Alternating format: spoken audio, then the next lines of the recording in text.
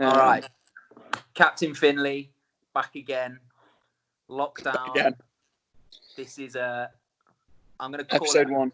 I'm going to episode 2 now of the Lace Makers Vlodcast. Yeah. I'm inventing a word for it, a Vlodcast. Okay. I like that. Something between a podcast and a TV show. So we've had most of the 2 viewers from the last one of them being my mum, and the other being Will Naylor. The other one being Will Naylor, have been the main topic of conversation and buzz around the interwebs, particularly around lace making stuff, is around nutrition. And it's really easy to kind of slay yourself in terms of burpees, push-ups, and shizzle in the garden.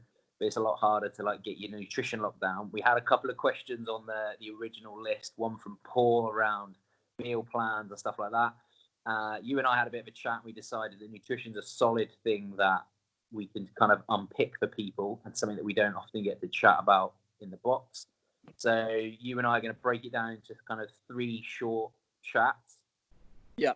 That will split as different videos, and then first one's going to be getting started and kind of the building blocks. The second one's going to be around some more specifics, and then the third one will be around performance and performance nutrition. Is this what we agreed legally? This is legally what we agreed according to Skype. Awesome. So I'll start off as like I did before with a question to you, which is ultimately, if I see this lockdown and quarantine as an opportunity to get hold of my nutrition, get it dialed in, Mark Finley, how would you go about going? Let's ignore goals for now. Let's just think about how would you go about starting. Where do you even start with nutrition and kind of getting to grips with it? Yeah, so completely ignoring goals, and we're going to start from the very basics of keeping it simple. And I think what tends to happen is a lot of people will massively overcomplicate what they're doing with their nutrition. And they'll take maybe bits of different types of diets or different nutrition plans or ideas or what they see people doing on Instagram. And they'll put little bits of lots of different things together on top of what they're already doing. And it turns into this big sort of roller coaster yo-yo mess of not really being 100% sure if what you're eating is healthy or the right thing to eat. You don't know how much you're eating and the food quality, etc., etc. And we can go down a rabbit hole. But I think the most important thing, and the thing we're going to try and get from this next sort of 15, 20 minutes, is to give you people that starting point of, right, if I'm going to strip it right back and make it work for me on a really basic level, the first thing that you need to do, the first thing that I would tell anybody to do, is figure out how many calories they're eating now. And it doesn't matter what it is. We're not really fussed about the food type or quality or your macros or any of that fancy bullshit. We just need to know how much you're eating right now.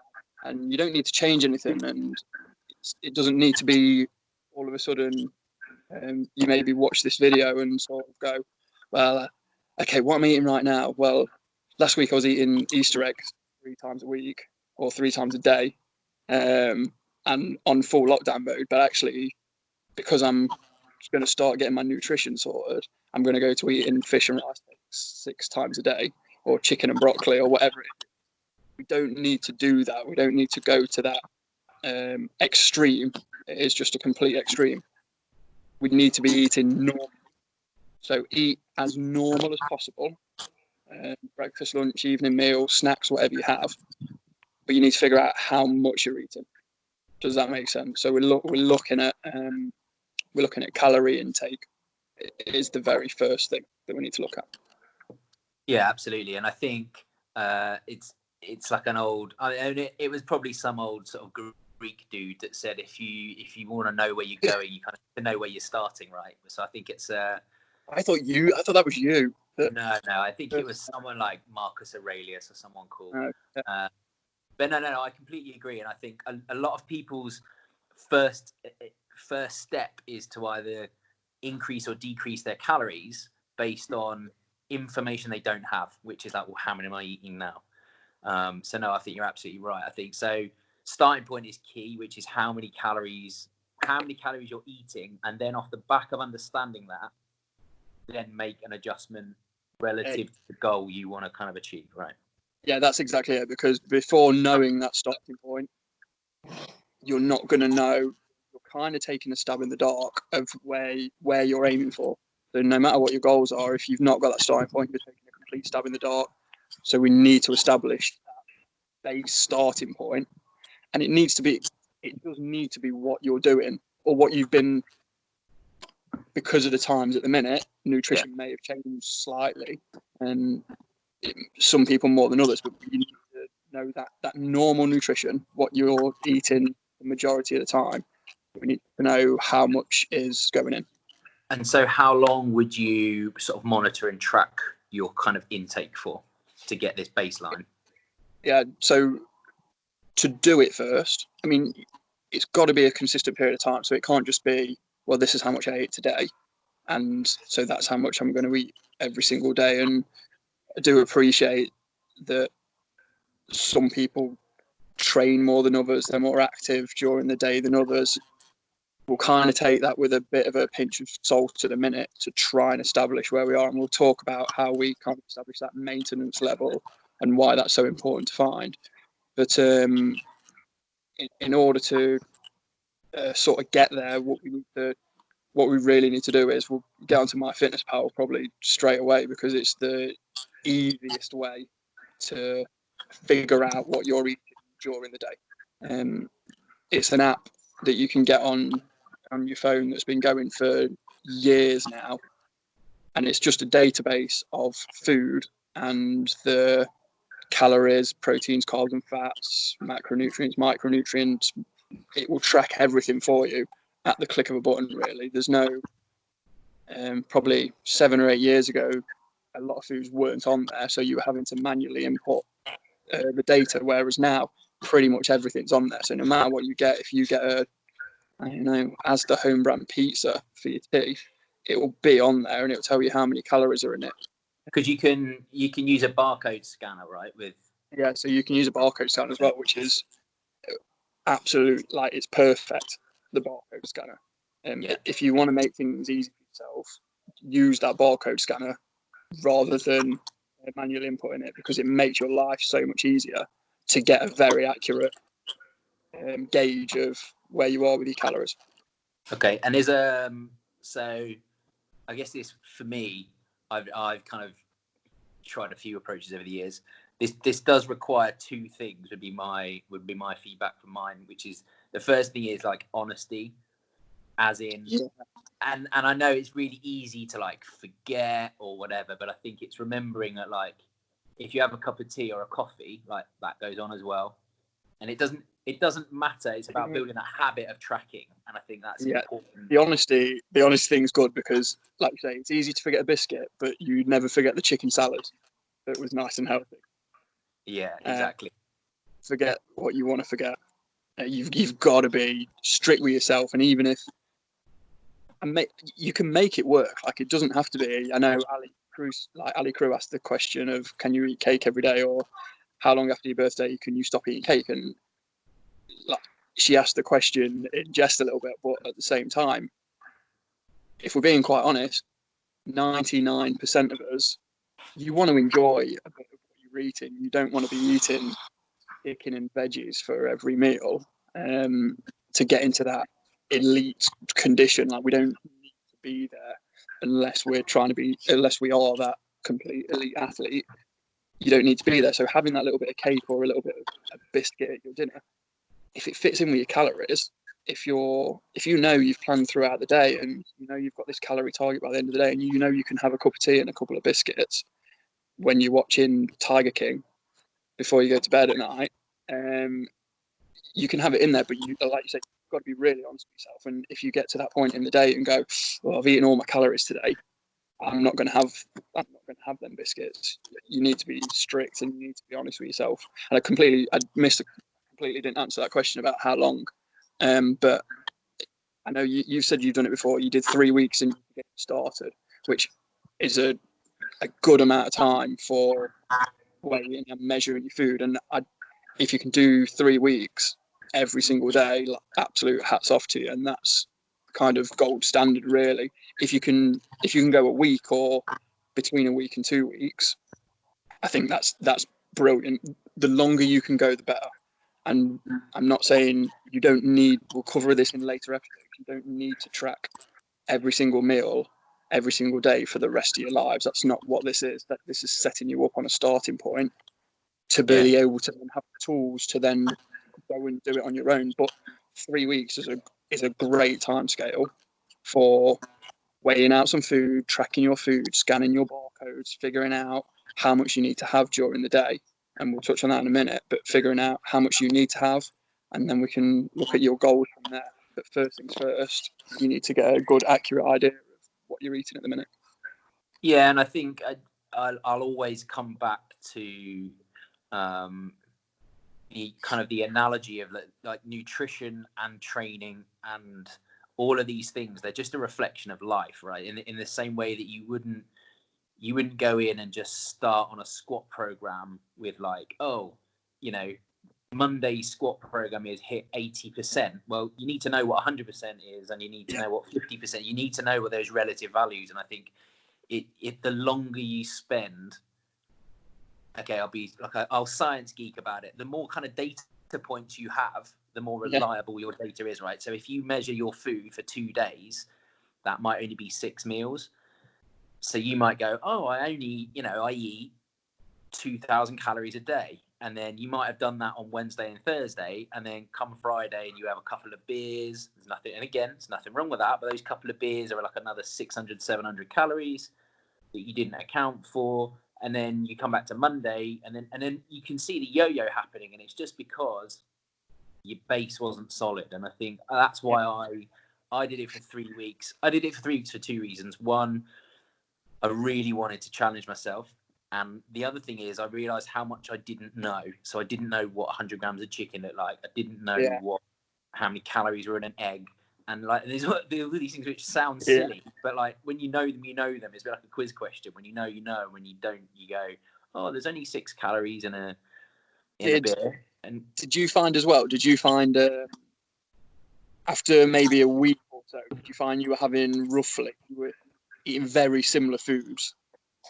Like most days, you were having a fairly similar sort of plan. It changed maybe slightly, but the majority of the time you're eating fairly similar, which makes it a lot easier for you tracking your food, and it makes it a lot easier for you sort of knowing how much you're having. Because if you're having it every day and you're saying this is 100 grams of oats, did you find that made it easier for you the longer you tracked it for?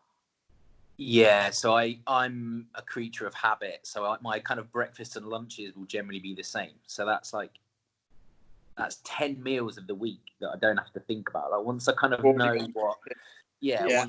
once I know that, and some people are the opposite, and they're like, I can't stand to eat the same thing every day. That's fine. It's just going to take you a little bit longer to piece this thing together and get a real handle on, what you're putting in your body and in terms of calories and grams and stuff. And I think ultimately, the more information you have, the more you're setting yourself up for success. So and again, we can probably touch on this probably more in our next conversation next week or later this week. But I think if you have an understanding of a greater understanding of what that amount of food is on a plate, when you change it up or down, whether you want to lose fat, gain muscle, whatever, you're more likely to be able to have success with that, and you're less likely to cut your calories by 50%, burn out after a week, and then hit the drive-through. You're more likely to be like, okay, I accept this is 7, minimum 8-week, 12-week process. Do you know what I mean? I think building blocks is the best term. I think it's just setting yourself up for success. So get that sorted, and then you can add on from there and do the nice little bits. But you've got to get that initial bit sorted, and that's the amount of calories. No, absolutely. Is there any? So I didn't go down the MyFitnessPal route. I went down the weighing and measuring route, which is just a variation of it. In hindsight, MyFitnessPal probably would have been a lot easier. Is there anything else you would use at this point, or would you just keep it simple and just track? So the other tools you can use for sort of seeing where you're going is weighing yourself is a good indicator, but don't get caught up, especially when we're back in the gym. Now it's quite hard. I know people have taken sort of the kettlebells and dumbbells, and some people have got weights and things at home, and you can do your body weight stuff, and we'll maybe touch on some stuff for doing a bit of like strength body weight type things at home. But when you're increasing muscle mass or losing muscle mass, it's going to throw that weight on the scales quite dramatically. And if your goal was to lose body fat, which is most people's goals isn't to lose weight. I'm not going to get caught up too much on that. When people say they want to lose weight, you don't really want to lose weight. You want to lose fat because you want to look leaner and tone up, or whatever we're going to call it. But it's losing the body fat is what's going to do that. The weight on the scales doesn't matter drastically, because it's for aesthetics and you look the way you want to look or feel the way you want to feel. It doesn't really matter if your weight stays the same. If you're going to lose that body fat and maintain that muscle, you're maybe not going to lose that much weight depending on your starting point. It's a good indicator because it maybe shows that you're going in the right direction. So use it, but don't get addicted to it and using it every single day. A better option for that is to take photos. And because you won't notice daily, looking in the mirror, looking at yourself, maybe your partner looking at you, whoever it is, you won't notice day to day or even maybe week to week that you're making a massive change. So taking a photo of yourself in the same lighting with maybe the same clothes on at the same time every week or every 2 weeks, or if you can hang on for long enough, every 4 weeks, because you're going to see a bigger difference the longer you leave it. The bigger difference hopefully you're going to see. But if you want to do it every week, yeah, fair enough, do it every week. Maybe don't look back at your photos every week, because it's quite easy just to, maybe you've had too much water, or you've had more water 1 week than you have the other week. You've just trained. Sleep maybe comes into it a little bit. So they can vary a little bit, but photos is my preferred way of tracking sort of where you are. Calorie sorted, take your photos, and then that's a good starting point. You can do maybe measurements as well. Done sort of the body calipers and things like that, or you've got the scales that tell you supposedly your body fat and content and all that sort of things. If you're using the same person to do your calipers or the same machine to do your body fat every time, it's a good indicator. Don't get caught up on the number, because the number's probably not that accurate. But don't get caught up on the number or up on the direction that it's going. If a body fat scale is telling you that you're 15% body fat on day one, and 4 weeks later you go back and you're 13% body fat, the actual percentage might be wrong. But as long as it's heading in the right direction, you've got a good indicator of if you're going in the right direction or not as well. And that, along with your photographs, should give you is a really good point to see how you're doing, to analyse where you are. And they're kind of the methods that I'd use. I don't think you need to go any more fancy and any more complicated than that, really. Yeah, no, I think they're really good tools. And my only addition to what you said, and you touched on it, which is, I think, do these things at the same time of the day, because your body weight does fluctuate throughout the day. I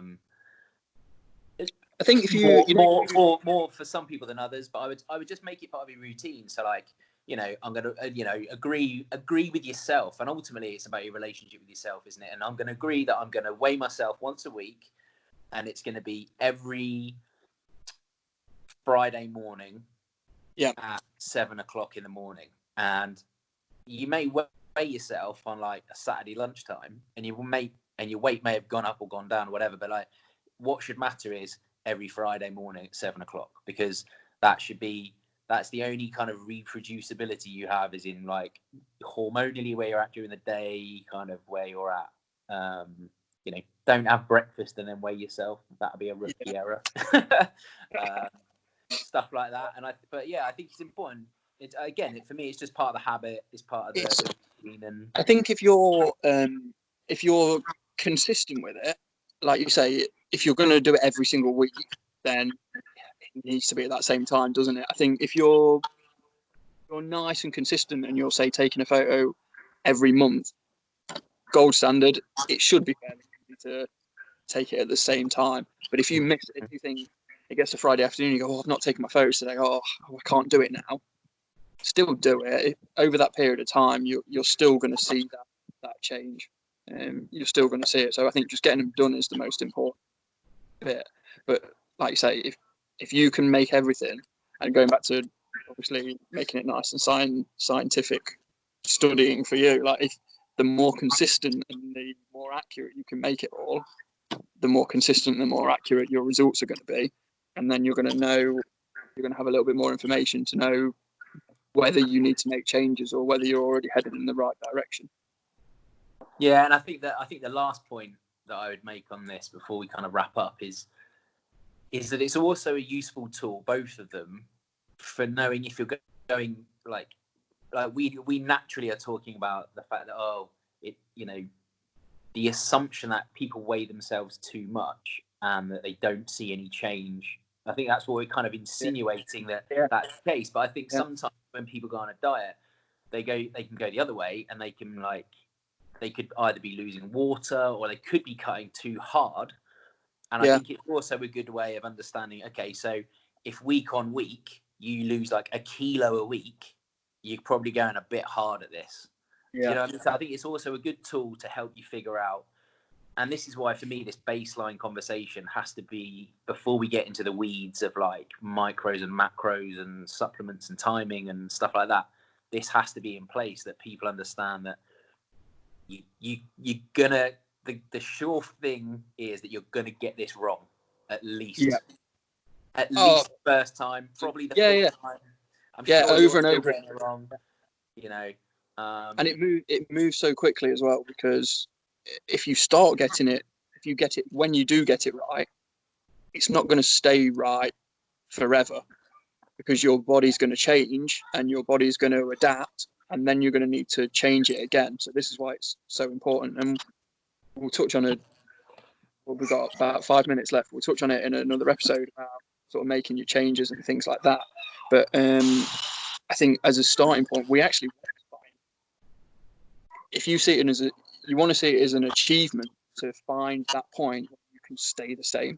Because if you can find that maintenance and you can find that point where you can stay the same, if you go 3 weeks and your weight's not changed at all, and you've tracked everything and you're bang on with your calories and you've weighed yourself at the same time and you've taken your photos and you're exactly the same, that's perfect. That's what we want, because you've got the golden ticket to go in whichever way you want that.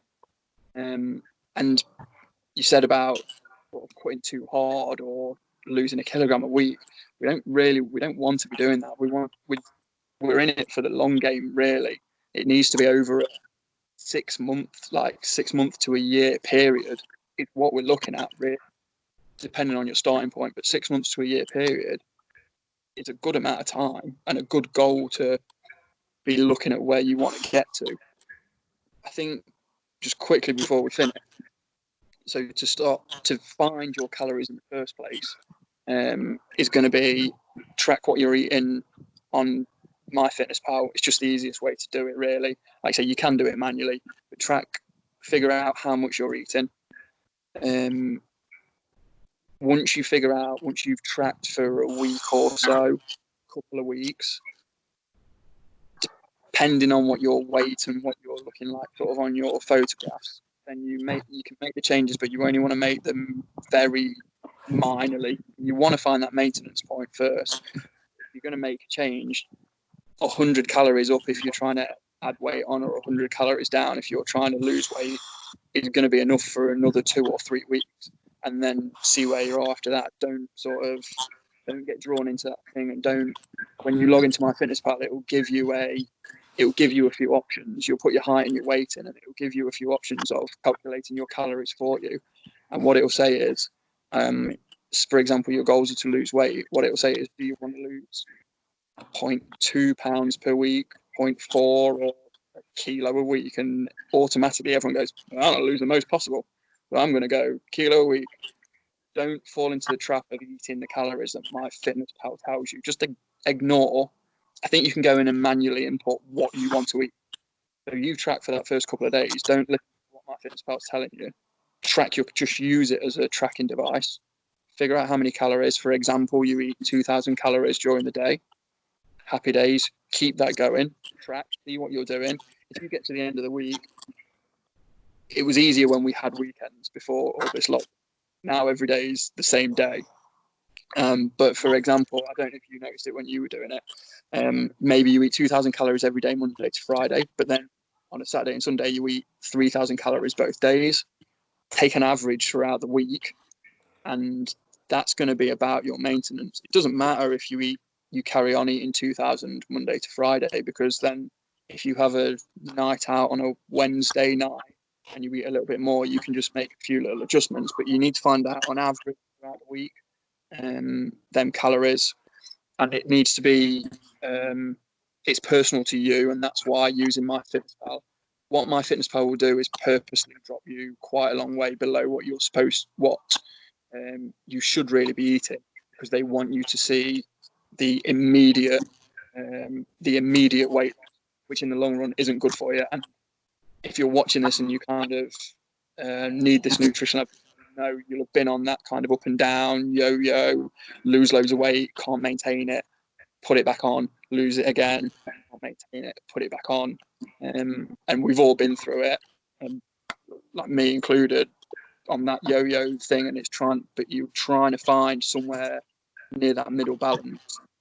And this is going to be your best way to do it, by making small changes. Nice, dude. Good. I think that's a solid start point for. We'll get this under half an hour, isn't it? Yeah, no, for sure. I think we're on about 29 minutes if my phone is right. But I think like nutrition, you should take it a piece at a time, right? And I think we'll expand on some stuff as we go. And it would be cool for people to kind of interact and ask questions. And like I say, we're going to talk more about.